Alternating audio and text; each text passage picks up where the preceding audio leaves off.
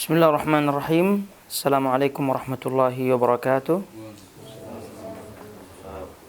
Alhamdulillah rabbil alamin. Wassalatu wassalamu ala asyrafil anbiya'i wal mursalin nabina Muhammadin wa ala alihi wa sahbihi wa man tabi'ahum bi ihsanin ila yaumiddin. Amma ba'd. Hadirin al-ikhwah wa al-akhawat rahmani wa rahmakumullah.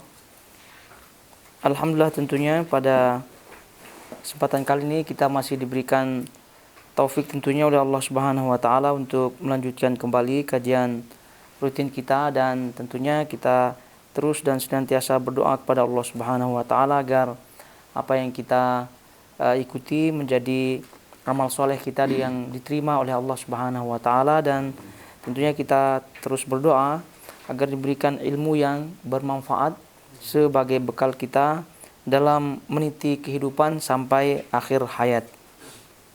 Baik, kita masih dalam bahasan kitab Masail al-Jahiliyah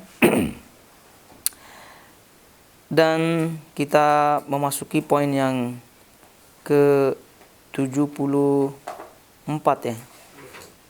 Ya, ke-74. Jadi sebelumnya ya tentu kita sudah bahas poin-poin sebelumnya dan cukup banyak ya. Jadi silakan saja di merajahkan selayang pandang, dan kalau ada yang perlu ditanyakan ya ditanyakan daripada poin-poin yang pernah disebutkan.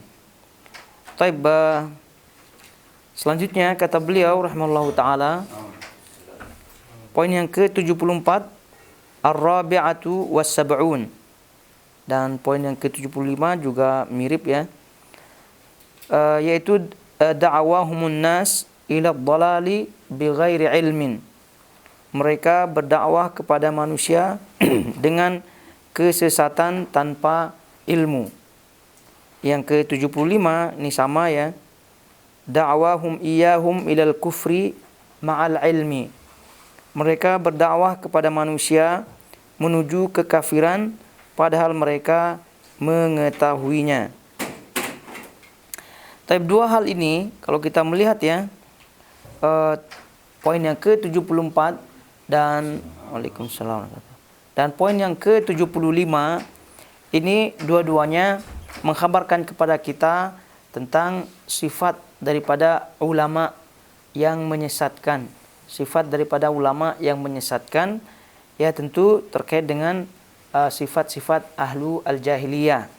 Karena kalau kita berbicara tentang zaman jahiliyah, di zaman jahiliyah juga mereka ada orang-orang yang mau mencari petuah atau nasihat dan seterusnya. Nah, cuma orang-orang yang ditanya tersebut itu tidak semuanya dalam kategori satu sifat. Nah, jadi keumumannya kalau kita melihat poin yang ke-74 dan juga poin yang ke-75 itu dibagi menjadi dua. Ada ulama yang jahil, ada ulama yang jahil, itu yang disebut di poin yang ke-74, da'wahumun nas ila dhalali bighairi ilmin. Mereka berdakwah kepada manusia dengan kesesatan tanpa ilmu. Berarti tanpa ilmu menunjukkan jahil. Jadi ada ulama yang dalam kategori sifat jahiliyah yang merasa diri ulama, merasa diri ustadz atau merasa diri pengajar dan seterusnya, penasehat dan seterusnya, namun tidak memiliki ilmu dalam bidangnya. Tidak memiliki ilmu dalam bidangnya. Nah, kalau kita melihat orang-orang jahiliyah seperti itu juga, bahwa ada di antara mereka yang dimintai nasihat dan seterusnya, namun rupa-rupanya tidak memiliki ilmu. Nah, dalam konteks agama, ini kebanyakannya ada pada kaum Nasrani. Kaum Nasrani, di mana mereka ya disebutkan ghairil maghdubi alaihim waladhdallin. Nah, ini yang kita baca tentunya dalam surah Al-Fatihah, di mana kita minta untuk diberikan jalan yang lurus, ya, kecuali jalan orang yang tidak lurus, yaitu jalannya kaum Yahudi dan kaum Nasrani. Nah, untuk Nasraninya, ya karena kebanyakan di antara mereka itu tidak memiliki ilmu, sedangkan mereka semangat untuk berdakwah, mengajak orang masuk ke Kristen, masuk ke Nasrani, masuk ke agama mereka, semangat mereka dalam beribadah, namun rupa-rupanya mereka tanpa ilmu. Ini yang pertama. Kemudian yang kedua di situ adalah alim yang berilmu, yang betul-betul ilmu, namun tujuannya salah. Dan itu yang disebutkan di situ, da'watuhum iyyahum ilal kufri ma'al ilmi. Mereka berdakwah kepada manusia menuju kekafiran padahal mereka mengetahuinya. Nah, berarti udah ada ilmu, namun tujuannya salah. Yaitu tujuannya dalam hal ini mengajak orang kepada kekufuran, mengajak orang kepada keyakinan yang salah. Jadi kalau kita melihat orang-orang jahiliyah, dua jenis ulama seperti ini ya ada di kalangan kaum Quraisy zaman dahulu sudah ada. Ya contoh yang sering kita sebutkan dan kita ketahui bersama, Abu Jahal itu kan dia secara ilmu ada ilmunya, secara akal tajam akalnya, maka digelarilah dia Abul Hakam sebelum Rasulullah SAW diutus. Abul Hakam maknanya hakim, ya hakim yang memutuskan, yang bijaksana dan seterusnya. Kalau tidak kan namanya Amr bin Hisham namanya. Tapi karena sering diminta nasihat, lalu kemudian orang menganggap dia orang pandai dan seterusnya, ya alim lah begitu. Oleh karena itu dijuluki dia Abul Hakam karena memutuskan keputusan dan seterusnya, ada ilmunya lah dia. Cuma ketika datang Nabi SAW dan mengajak manusia masuk Islam, justru malah menjadi musuhnya, justru malah menghasut manusia untuk tidak mengikuti Nabi SAW. Maka digelarilah dia Abu Al-Jahal. Jadi Abu Jahal jadinya, Abu bodoh. Itu kan kebalikan daripada Abu Al-Hakam yang pandai, yang bijaksana, yang memutuskan putusan dengan ilmu dan seterusnya, akal yang tajam.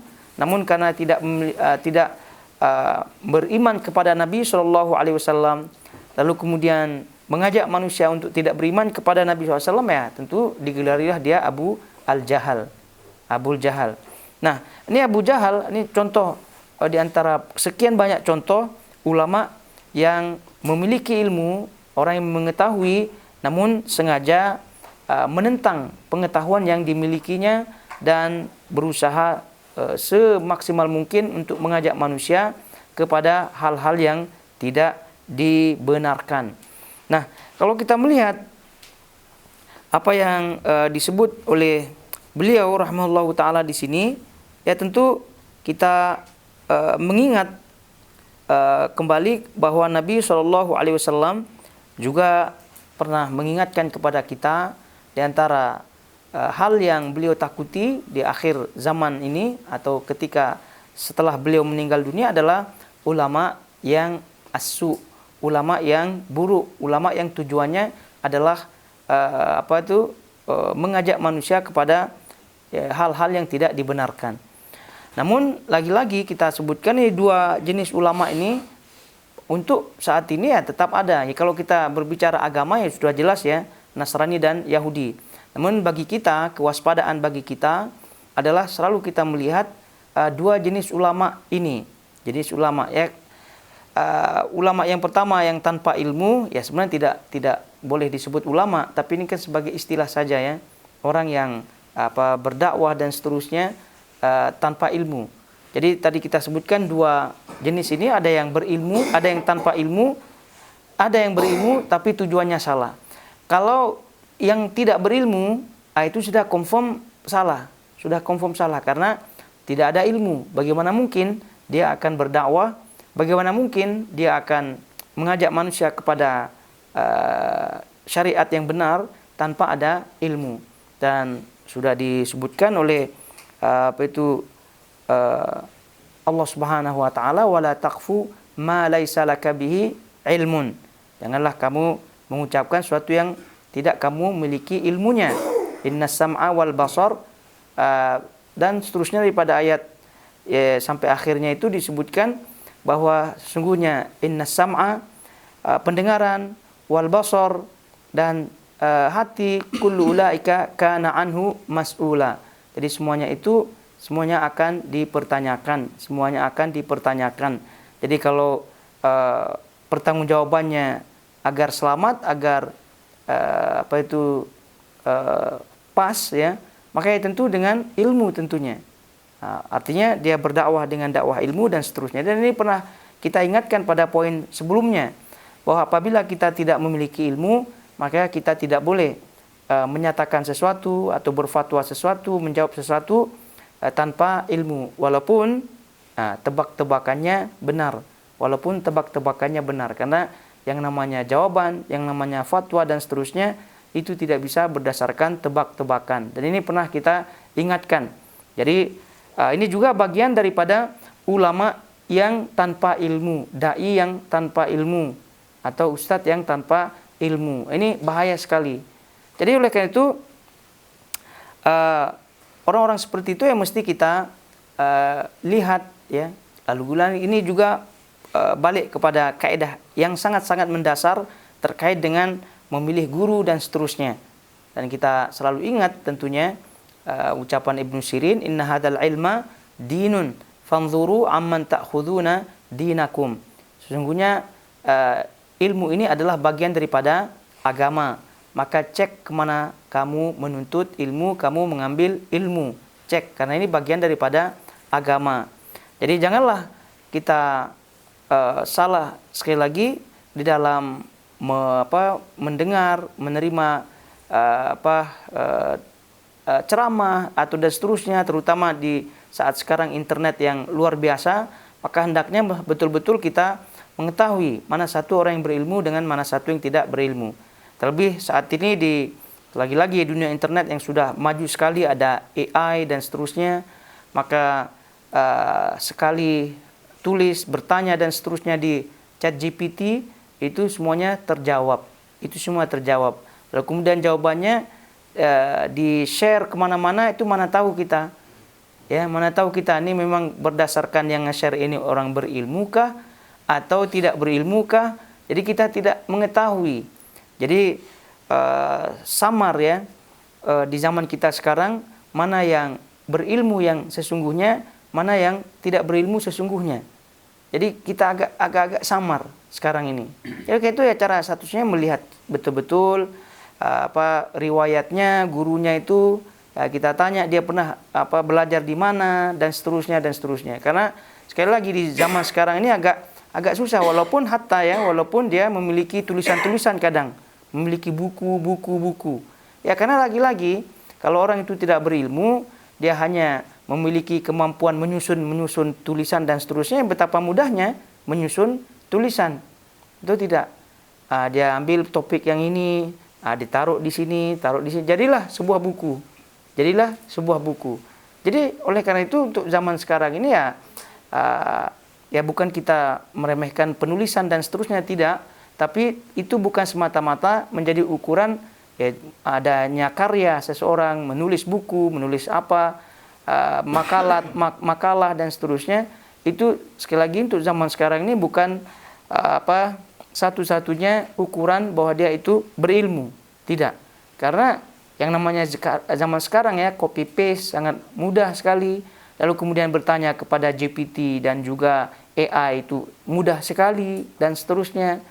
Lain cerita kalau di zaman dahulu lah, sebelum ada internet dan seterusnya. Kalau zaman dahulu, kalau zaman 90-an atau 80-an atau bahkan sebelumnya, itu dah kalau orang itu degree ya, sarjana, S1 lah bahasa kita kan. Itu sarjana 1 saja, degree saja, itu sudah mantap sekali ilmunya.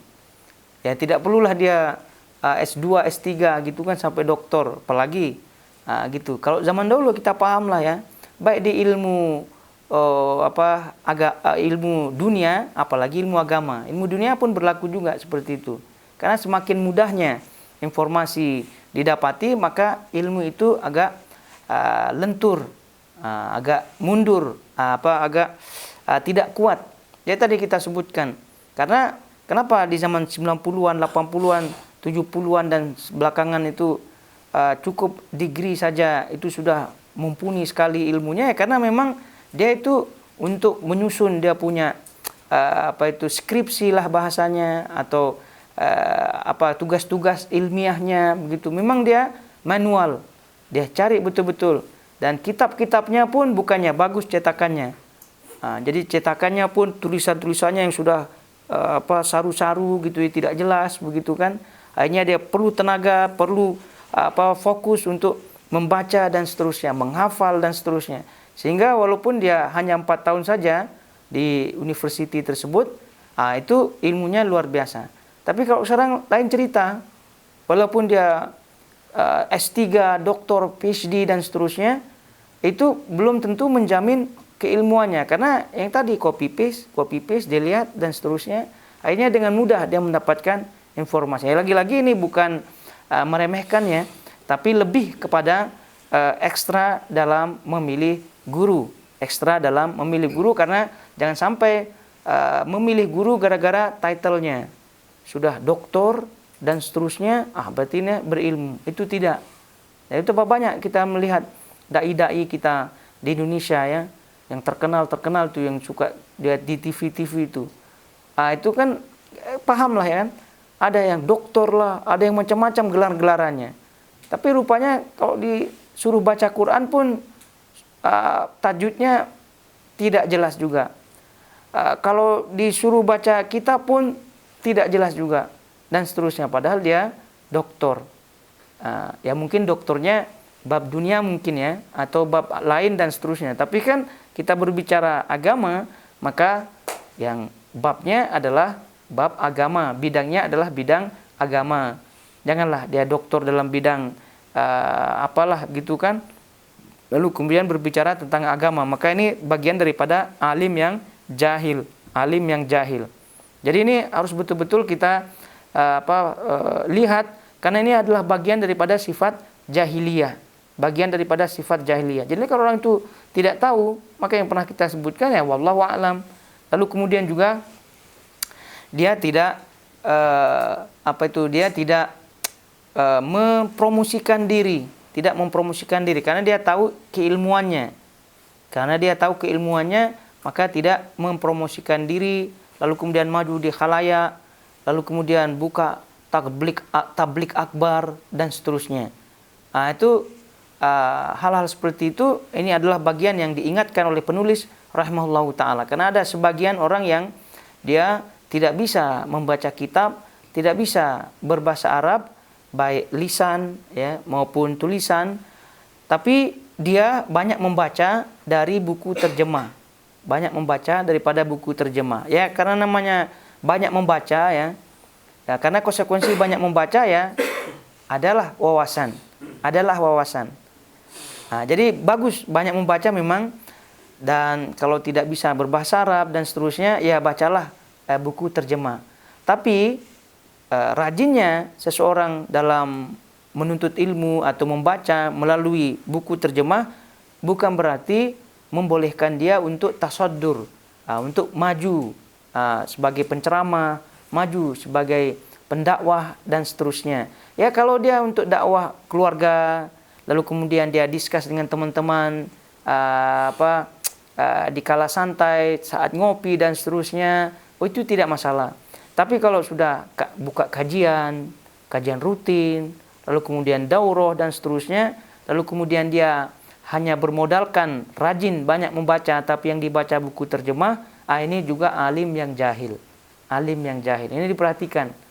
Jadi jangan sampai dia ya sudah tambahlah tadi title-nya banyak gitu kan, doktor atau dokter gitu kan. Ya memang pandai lah. Kalau sudah sampai dokter ya pandai, tapi kan babnya dunia. Lalu karena untuk dia ada ketertarikan dengan agama, belilah dia buku-buku terjemah. Itu bagus. Lalu kemudian dia baca, dia rajin membaca, itu pun bagus. Tapi ingat, itu bukan sebagai modal untuk tasaddur, untuk maju dalam berdakwah, untuk maju dalam kajian. Itu modal untuk diri sendiri, modal untuk keluarga dan seterusnya. Ya karena dia asalnya pandai, atau orang tidak pandai-pandai tapi dia rajin membaca, itu wawasannya akan luas, bicaranya akan bagus. Kata-kata kan itu perbedaan antara orang yang rajin baca dengan orang yang tidak rajin baca.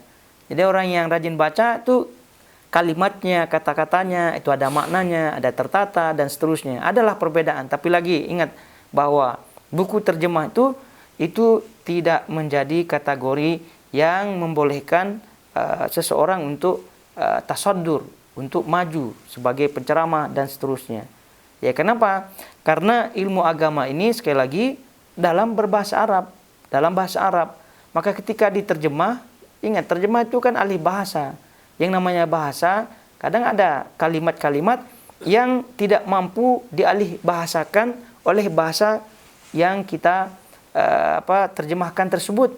Dan itu betapa banyak di bahasa Arab yang apabila kita terjemahkan ke bahasa Indonesia, itu dengan satu kalimat, dua kalimat, tiga kalimat tidak cukup. Dia rupa-rupanya harus satu page gitu kan, baru akan sampai kepada makna kalimat tersebut. Nah, ini kalau kitab terjemah, apakah mungkin satu kalimat itu, satu kalimat saja satu page, terus nanti terjemahnya gimana jadinya? Nah, itu contoh ringan saja. Jadi kayak itu, dan juga betapa banyak hal-hal lain yang memerlukan merujuk kepada bahasa Arab. Jadi oleh karena itu sekali lagi, selama tidak bisa berbahasa Arab, lalu kemudian juga tidak bisa menuntut ilmu dalam berbahasa Arab, memahaminya, kemudian kaedah-kaedahnya, maka selama itulah ilmu itu untuk diri sendiri saja. Nah, ilmu itu untuk diri sendiri saja. Jadi oleh karena itu sekali lagi ini menjadi peringatan ya bagi kita, jangan sampai tertipu, jangan sampai tertipu. Ya memang dia pandai, memang asal dia pandai, diberikan kepandaian oleh Allah Subhanahu wa taala. Tapi karena dia tidak bisa bahasa Arab, akhirnya dia baca terjemah. Dan sekarang memang beda dengan dahulu ya. Kalau dahulu ya sangat sedikit buku terjemah. Kalau sekarang nih banyak di antara kitab-kitab ulama yang berjilid-jilid itu sudah diterjemah. Itu sudah diterjemah. Fathul Bari yang berjilid itu sudah diterjemah. Majmu' fatwanya Ibnu Taimiyah ada juga itu yang berjilid-jilid. Belum, kalau Ibnu Katsir dah jelas ya. Belum lagi yang berjilid-jilid lainnya. Itu memang kalau dibaca, itu memang mantap lah. Maksudnya bagus lah orangnya tersebut, pasti dapat wawasan. Cuma lagi-lagi untuk mengajar, untuk kajian rutin dan seterusnya, itu stop dulu. Itu stop dulu. Jadi itu harus betul-betul dijaga. Karena ini ilmu ini adalah bagian daripada amanah. Ya kalau tadi untuk sendiri, untuk keluarga, kemudian untuk anak-anak, begitu ya, untuk anak-anak, ya tidak masalah lah. Namanya juga anak-anak kan. Tapi kalau sekali lagi untuk kajian dan seterusnya, itu mesti harus bersumber daripada bahasa Arab yang dikuasainya. Nah, oleh karena itu sekali lagi alim yang jahil, ini adalah kategori pertama daripada sifat jahiliyah. Ini sangat-sangat merusak sekali. Ini sangat-sangat merusak sekali. Dan betapa banyak orang-orang yang kita ketahui di Nusantara ya, itu tanpa ilmu. Itu tanpa ilmu. Dan kerusakannya ya sama dengan kerusakan orang yang berilmu, namun tujuannya salah. Namun tujuannya salah. Itu yang tidak berilmu ya. Lalu kemudian yang berilmu ya tadi sama-sama merusak agama. Sebab itu yang tadi kita sebutkan, Nabi SAW sangat-sangat mengkhawatirkan umatnya daripada ulama ulama yang buruk. Jadi oleh itu kalau kita melihat apa yang disebut oleh Ibnu Qayyim rahimahullahu taala dalam kitabnya Al-Fawaid, beliau menyebutkan ulama as-su' julasa ala abwabil jahannam. Ulama us-su'i julasa ala abwabil jahannam. Ulama as-su', ulama yang buruk, ulama yang buruk. Jadi disebutkan ulama yang buruk ya dua kategori tadi yang kita sebutkan. Baik dia memang dasarnya tidak memiliki ilmu, karena dia tidak memiliki ilmu ya walaupun niatnya baik, akhirnya salah juga dia dalam mengajar, salah juga dia dalam mengajar, salah juga dia dalam berfatwa karena tidak memiliki ilmu. Maka kategori ulama su'. Ada ulama yang memang berilmu tapi tujuannya tidak betul. Tujuannya tidak benar, mengajak kepada bid'ah, mengajak kepada kekufuran, mengajak kepada diri sendiri dan seterusnya. Itu bagian daripada ulama su'. Maka kata beliau, ulama su' ini julasa ala abwabil jahannam. Julasa teman duduk julasa itu kan teman duduk, maksudnya kawan, teman duduk, teman bermajlis ala abwabil jahannam, di tepi-tepi ala abwabil jannah, yad'una an-nas bi aqwalihim. Kita ulangi ya. Ulama usu'i julasa'u ala abwabil jannah, yad'una an-nas bi aqwalihim wa yad'unahum ila an-nar bi af'alihim. Ulama asu, ulama yang buruk ini adalah julasa, teman-teman duduk, maksudnya teman-teman bermajlis, ala abwabil jannah, di tepi atau di pintu-pintu surga, di pintu-pintu surga. Tidak, ini kita lengkapi kalimatnya ya. Jadi di tepi-tepi pintu surga. Mereka mendakwahkan manusia dengan ucapannya, mendakwahkan manusia, mengajak manusia dengan ucapannya, wa yad'unahum ilan nar bi af'alihim. Tapi mereka mengajak manusia dengan af'al, dengan perbuatannya kepada neraka. Ini beda-beda tipis ucapan beliau ya. Jadi kita ulangi. Ulama as-su, ini tentu bagian daripada ulama su ya. Ulama su, ulama yang buruk itu banyak jenisnya tentunya. Banyak jenisnya. Ini jenis yang beliau sebutkan. Ulama as-su, ulama yang buruk adalah julasa, teman bermajlis atau teman duduk yang ada di tepi pintu-pintu surga. Di tepi pintu-pintu surga. Bagaimana jenisnya? Mereka mengajak manusia dengan ucapannya. Mengajak manusia dengan ucapannya. Mengajak manusia dengan ucapannya. Wa yad'unahum ilan nar bi af'alihim. Tapi mereka juga mengajak manusia ke neraka dengan perbuatannya. Ke neraka dengan perbuatannya. Bagaimana bentuknya ini kira-kira? Ya, ucapannya baik dan seterusnya gitu kan. Ya, ucapan-ucapan surga gitu kan. Ayat-ayat terkait dengan surga dan seterusnya. Namun perbuatannya, hakikatnya itu mengajak kepada neraka, Maknanya tujuannya lain. Makna tujuannya adalah lain. Ini kalau kita melihat ucapannya beliau rahimahullahu ta'ala, ada apa tidak ulama seperti ini? Ada. Baik dari golongan yang pertama yang tidak memiliki ilmu, atau golongan yang kedua yang memiliki ilmu namun tujuannya berbeda. Kata beliau, la tasma'una minhum, jangan kalian mendengar dari mereka. Jangan kalian mendengar daripada mereka, atau jangan dengarkan mereka. Falau kana ma da'au ilaihi haqqan kanu awwalul mustajibina lahum fis surah. Kalaulah apa yang mereka serukan, mereka ajak itu adalah kebenaran yang sebetulnya, maka merekalah yang paling pertama yang akan melakukannya. Kalaulah apa yang mereka ajak, mereka seru itu kebenaran yang hakiki, yang sebenarnya, maka pastilah dia orang yang pertama yang akan melakukannya. Tapi kan tidak. Oleh karena itu kata beliau,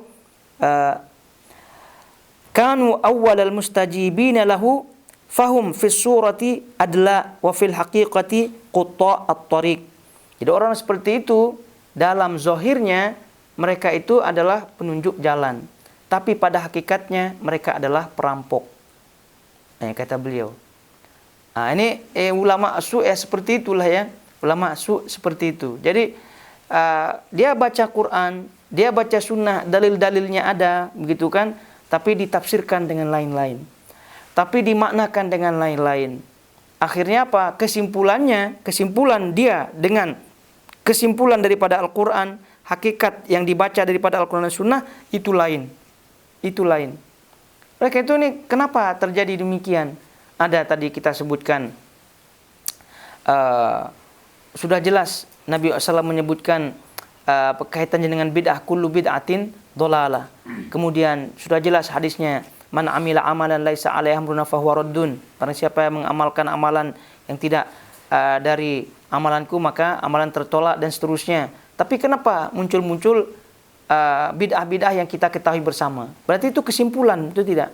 Bid'ah itu kesimpulan di luar daripada nas yang ada. Maka oleh itu kata beliau rahimahullahu taala di awal tadi kita sebutkan, ulama su yang jenis seperti ini adalah lisannya memang baca Quran.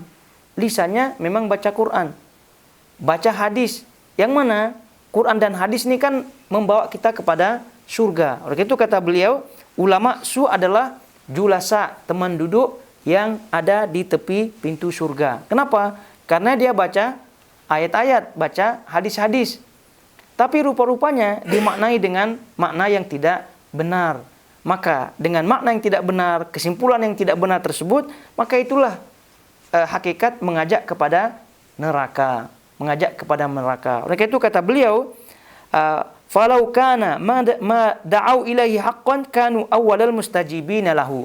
Kaulah apa yang mereka baca, apa yang mereka simpulkan tadi, itu kan, itu memang benar dan seterusnya daripada Al-Quran dan Sunnah yang dia baca, maka tentu dia yang paling pertama akan mengikutinya, Al-Quran dan Sunnah tadi. Tapi karena tidak mengikuti tersebut, ya akhirnya dia mengajak manusia kepada hakikatnya, kepada neraka. Oleh itu kata beliau, fahum fis surati adalah, oleh karena itu mereka diibaratkan secara zahir, mereka itu penuntut jalan. Ya, kan kita kalau di jalan tersesat dan seterusnya kan ketemu kita orang yang menuntun kita, ya, atau kita bertanya kemana jalan ke ini, kemudian kita ditunjuk jalan. Jadi itu kan kita sangat berbahagia, betul tidak? Jadi pada surah, pada zahirnya mereka ini adalah penunjuk atau penuntun jalan pada zahirnya. Tapi wa fil haqiqati qutta'ut thariq. Tapi pada hakikatnya dia adalah perampok. Ini bayangkan kita di tepi jalan, kita tertesat, tidak mana mau belok, dia tidak tahu mau belok kanan kah atau belok kiri kah. Lalu kemudian kita tanyalah orang ini. Jangan-jangan orang ini yang akan menunjukkan jalan, berhenti kita. Lalu kemudian selanjutnya rupa-rupanya bukannya kita ditunjuki jalan, tapi malah harta benda kita diambilnya. Itu kan hakikatnya. Ya seperti itulah ulama as-su seperti itu. Dan ini betapa banyak. Ya betapa banyak fakta-fakta yang ada. Baik langsung maupun tidak langsung. Kerugian-kerugian umat ya yang disebabkan oleh ulama su ini banyak sekali kerugian-kerugiannya. Baik kerugian materi, uang dan seterusnya. Lalu kemudian kerugian kehormatan, banyak yang dimacam-macamkan, begitu kan, perempuan-perempuannya dan seterusnya dengan alasan agama dan seterusnya. Itu banyak sekali. Yaitu kenapa? Karena ini adalah ulama as-su yang tadi kita sebutkan, kategorinya dua yang tadi. Yang memang dia memiliki ilmu tapi tujuannya salah, atau memang dia tidak memiliki ilmu tapi tujuannya apa yang sudah jelas, karena tidak memiliki ilmu ya sudah jelas tidak mampu atau tidak bisa mengantarkan seseorang kepada kebenaran yang hakiki. Jadi sekali lagi, apa yang kita ambil daripada poin yang ini adalah kita hendaknya berhati-hati pada diri kita. Yang pertama, jangan sampai kita masuk ke dalam orang-orang seperti ini. Ke dalam orang seperti ini satu. Lalu kemudian kita hendaknya betul-betul waspada di sekeliling kita akan orang-orang seperti ini, akan orang-orang seperti ini. Oleh itu kita ingat ya ciri-cirinya ya, kalau kita melihat sebagian daripada ucapan para ulama terkait hal ini ya. Jadi ciri-cirinya, jadi termasuk ciri-cirinya kata Imam Malik rahimahullahu taala. Imam Malik mengatakan, "I'lam annahu laisa yaslam rajulun haddatsa bikulli ma sami', wa la yakunu imaman abadan, wa huwa yuhaddits bikulli ma sami'." Ketahuilah kata beliau bahwa tidak selamat seorang yang mengucapkan setiap apa yang dia dengarkan, walaupun orang tersebut imam, walaupun orang tersebut alim, ulama, itu pun tidak selamat. Wa huwa yuhaddits bikulli ma sami', apabila imam atau ulama tersebut menceritakan atau mengucapkan setiap apa yang dia dengar. Dan ini berdasarkan hadis Nabi SAW tentunya ya. Kafa bil mar'i kadziban an yuhadditsa bikulli ma sami'. Cukuplah orang itu dikatakan berdusta kalau setiap apa yang didengar dia ucapkan. Maka ditekankan oleh Imam Malik, dan ini sebagai salah satu di antara ciri kita lah ya, ciri kita untuk melihat nih orang ini benar-benar alim apa tidak, begitu kan. Nah, kalau dalam semua bidang dia borong semua, itu berarti dia tidak ciri-ciri alim. Semua dia borong semuanya. Jadi di bidang ini dia tahu, di bidang ini dia ini, di bidang ini dia bidang ini, semua dia tahu. Maka ini ciri-cirinya orang ini tidak alim. Sebab itu kata beliau, ketahuilah sesungguhnya tidak selamat bagi seseorang untuk mengucapkan setiap apa yang dia dengar. Itu tidak selamat. Walaupun dia seorang alim, walaupun dia seorang yang berilmu. Jadi yang namanya ilmu kan terbatas masalahnya. Ada batasan-batasannya. Ya. Ada dia bidangnya ini, bidangnya itu, bidangnya ini. Tapi kalau semua dijawab, pertanyaan semua dijawab, bidang apa semua dijawab, itu berarti dia ini bermasalah. Jadi ini juga kita harus betul-betul perhatikan.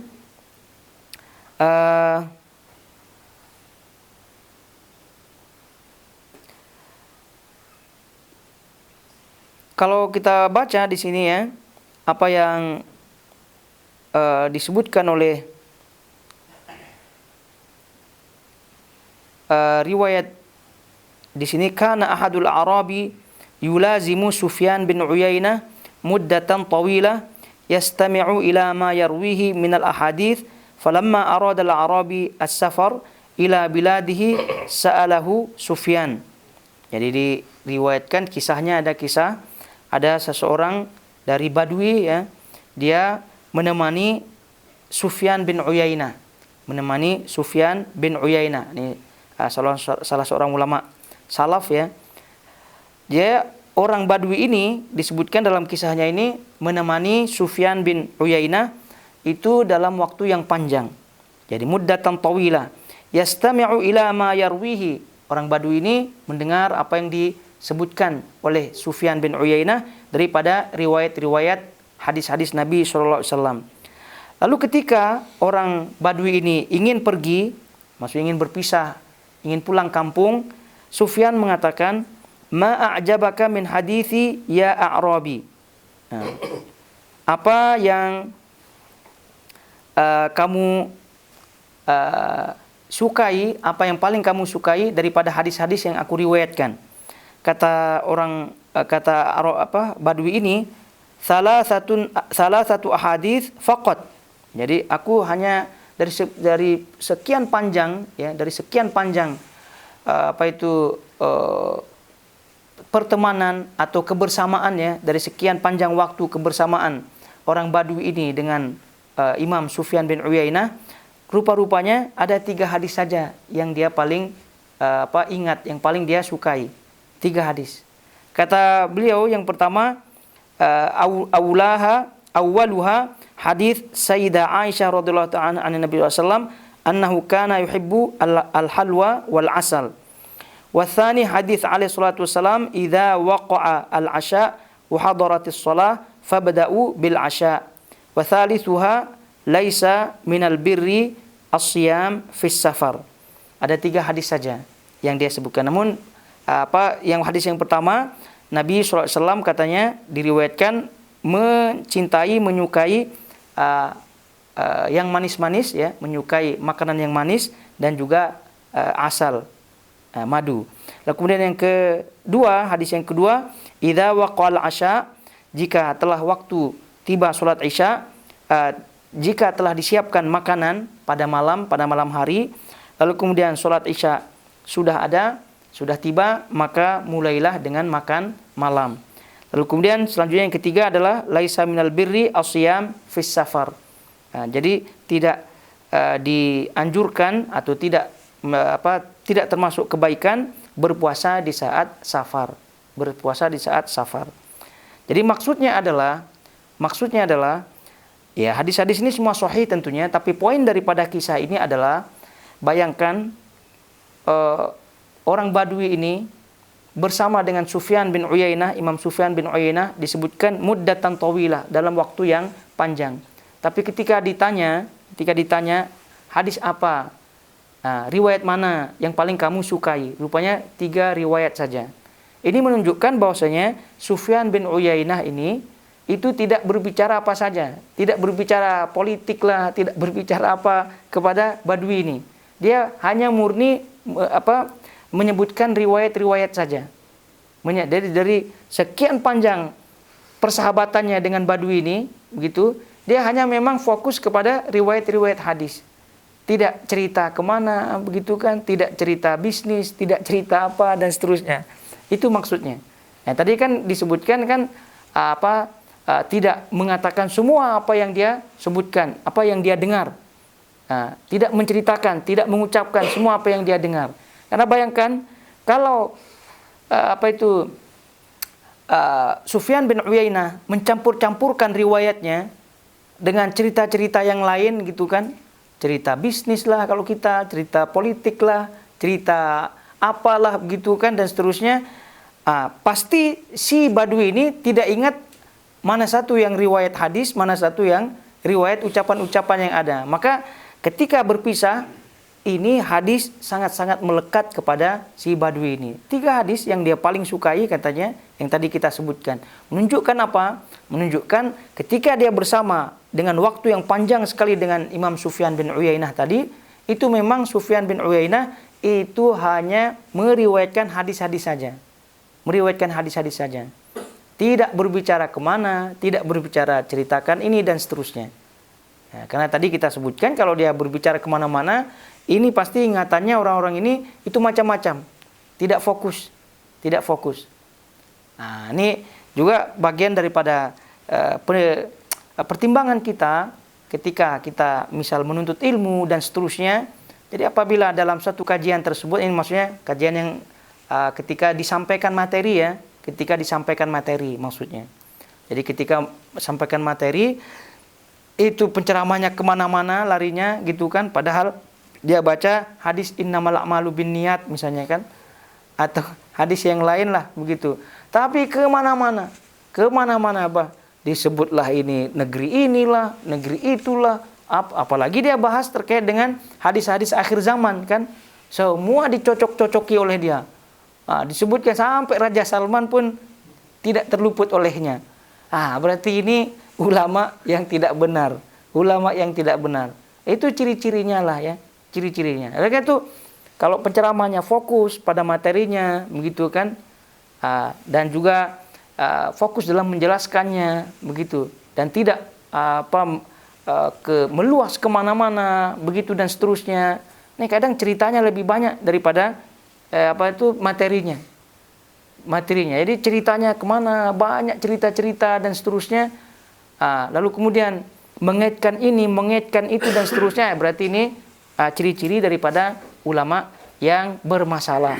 Ulama yang bermasalah. Karena dari contoh ulama-ulama salaf seperti ini, kita mendapati pelajaran yang sangat berharga, bahwa memang kita fokus pada apa yang kita ketahui, kemudian juga fokus pada apa yang kita ilmui untuk kita ucapkan. Yang tadi kita sebutkan ini dalam proses menuntut ilmu yang resmi, misal ketika menyampaikan materi ceramah, kajian dan seterusnya, tidak meluas. Lalu kemudian juga dalam pesantren lihat gitu kan, kalau memasukkan anaknya pesantren, kurikulumnya lihat begitu. Jangan sampai ada kurikulum yang bermacam-macam yang menyentuh hal-hal yang tidak masuk dalam pelajaran, baik dalam agama dan seterusnya. Kita betul-betul lain cerita kalau sedang bermajlis, maksudnya ngopi dan seterusnya, itu memang bicaranya ya memang namanya juga majelis ngopi ya. Majelis ngopi ya, kadang ada faedah ilmunya, agamanya, ada faedah duniawinya, ada faedah apa dan seterusnya, itu tak masalah. Tapi yang kita sebutkan ya seperti Sufyan bin Uyainah dengan si Badui ini, itu kan memang karakternya seperti itu beliau rahimahullahu taala, sehingga meriwayatkan hadis saja begitu. Tidak dicampur adukkan dengan hal-hal lain, sehingga walaupun badui, ini kan muridnya lah termasuk kan, tapi jenisnya badui. Yang namanya badui itu tidak serius dalam menuntut ilmu. Tidak serius dia, yang namanya badui. Nah, maka ukuran badui yang tidak serius dalam menuntut ilmu saja masih melekat minimal 3 hadis ini. Melekat hadisnya kan, gitu. Apalagi yang memang betul-betul murid beliau. Apalagi yang betul-betul murid beliau, ya sudah jelas itu menjadi ulama-ulama semuanya. Ya karena mencatat, gitu kan, bertanya dan seterusnya. Yang namanya badui ya tidak mencatat, apalagi bertanya dan seterusnya. Tapi 3 hadis tadi melekat dalam dirinya. Kenapa demikian? Karena Sufyan bin Uyainah fokus dalam apa yang beliau sampaikan, dalam bidang yang beliau sampaikan, yaitu hadis-hadis Nabi SAW. Sehingga walaupun badui saja itu mengingat hadis-hadis tersebut. Nah, ini lain cerita dengan dai-dai yang sekarang gitu kan. Lucunya lebih banyak, begitu kan, dan seterusnya. Habisnya 1 jam begitu kan bermajlis dengan orang tersebut. 2 jam bahkan, begitu kan. Ketika ditanya apa faedahnya? Apa ya, begitu kan? Dia pikir-pikir apa faedahnya yang disebutkan oleh ustadznya. Kenapa? Karena rupanya ketawa-ketawa terus di majlis tersebut. Ketawa-ketawa terus dengan ceritanya dan seterusnya, dengan kelakuannya, begitu kan? Jadi akhirnya tidak ada faedah yang dia hasilkan. Itu naudzubillah min dzalik. Taib. Jadi ini semua adalah sifat-sifat jahiliyah, sekali lagi, yang diingatkan oleh beliau rahimahullahu taala untuk kita hindari semuanya. Jadi alim yang jahil, lalu kemudian alim yang berniat dengan niat yang buruk, dengan niat yang tidak benar, yang mengajak kepada kekufuran, mengajak kepada kebidahan dan seterusnya, atau bahkan kitman al-ilm, atau bahkan menyembunyikan ilmu, karena dia tahu ilmunya, terus kemudian kalau dia akan ucapkan, akhirnya nanti akan bermasalah, berhenti, tidak ada pengikutnya, akhirnya dia pun tidak menyebutkan ilmu yang sesungguhnya. Dan ini juga sangat-sangat bahaya sekali. Taib. Kemudian selanjutnya adalah poin yang ke-76. Poin yang ke-76. Namun rasanya poin yang ke-76 ini kita pending saja ya. Pending saja pada pertemuan-pertemuan berikutnya insyaallah taala. Taib, sampai di sini kiranya. Wa sallallahu ala nabiyina Muhammad wa ala alihi washabihi wasallam.